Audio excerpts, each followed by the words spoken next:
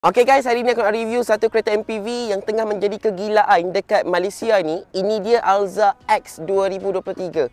Model ni kalau variant ni dia paling low spec lah, tapi barang dia jauh lebih cantik nak comparekan dengan model lama. So, jom tengok aku review dengan lebih detail untuk model X ni. Dari segi luaran untuk Alza X ni dia lebih nampak moden dan dia lebar. Dekat bahagian depan ni dia datang dengan lampu halogen reflector, grill hitam yang besar. So design dia lebih nampak more to sporty. Siap datang dengan bumper yang lebih nampak clean berbanding dengan variant H dan juga Advance. Okey, dari segi bahagian sisi pula, yang pertamanya dia datang dengan sport rim 15 inci tapi hanya ada satu tone color.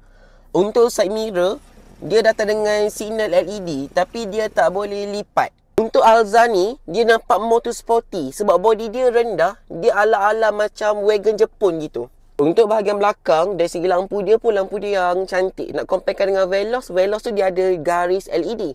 Tapi lampu untuk Alza ni dia datang dengan satu ketul. Dia ada reverse camera dekat bahagian atas tu. Dan dari segi bonnet dia pun lebih luas. Memang sesuai untuk kereta family car lah. Yang mana nak pergi trip family ke, boleh masukkan banyak barang dekat bahagian bonnet sana.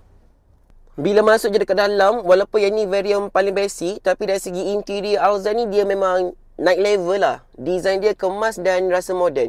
Barang dalaman untuk Alza Spec X ni dia datang dengan seat fabric warna hitam, gelap dan juga tebal. Untuk steering dia biasa, kosong, tak ada function apa-apa. Siap datang dengan push start button dia memang standard dekat sini. Dekat bahagian meter analog ni dia ada paparan digital kecil dekat bahagian tengah tu untuk info minyak dan juga mileage. Dari segi radio dia datang dengan 7 inci basic, tapi dia hanya ada radio, ada bluetooth dan reverse camera pun dia tak ada. Dan yang paling menariknya untuk Alza ni dia banyak kompartmen untuk simpan barang. Dekat bahagian belakang ni seat dia pun still ada fabric, seat yang kedua pun fabric, seat yang ketiga pun fabric. Tapi aircon dia hanya ada dekat bahagian seat yang kedua sahaja. So far tak ada masalah sebab aircon dia sejuk, boleh sampai ke belakang lah. Tapi kalau dekat belakang sekali ni dia sesuai untuk kanak-kanak. Okay guys, dari engine dan juga performance untuk Alza ni dia guna engine VVT. So sama je dah dengan Ativa, dengan Myvi. Tapi dia menghasilkan 105 horsepower dan 138 Nm torque.